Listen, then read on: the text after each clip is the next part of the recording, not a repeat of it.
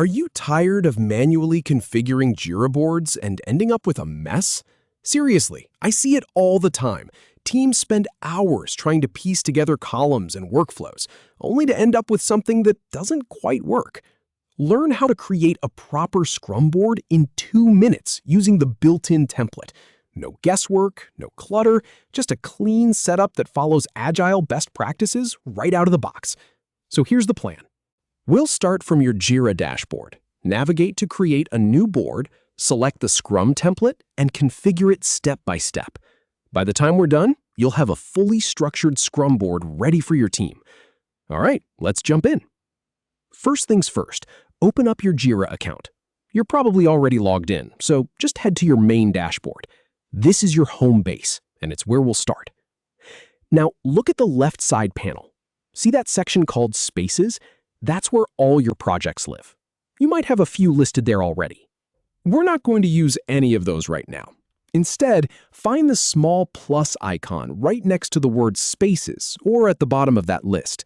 It's tiny, so keep your eyes peeled. Click on that. A menu pops up, asking what kind of board you want to create.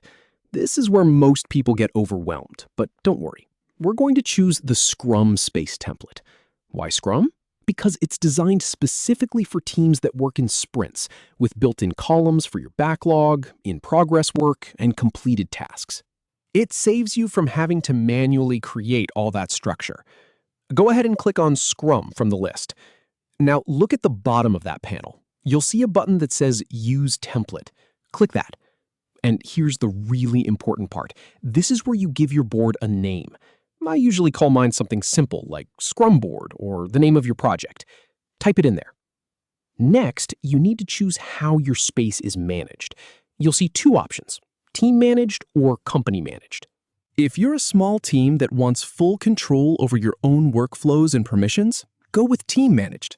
If you're part of a larger organization where an admin needs to manage settings across multiple teams, choose company managed.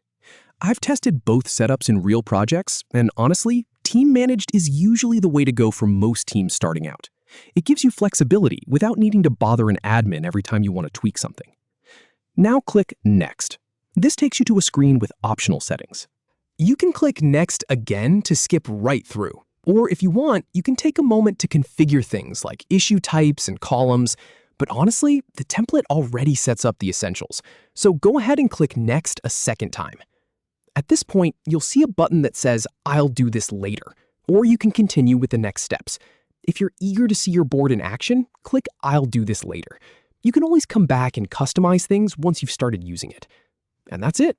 In less than 2 minutes, you've gone from staring at a blank dashboard to having a fully functional Scrum board.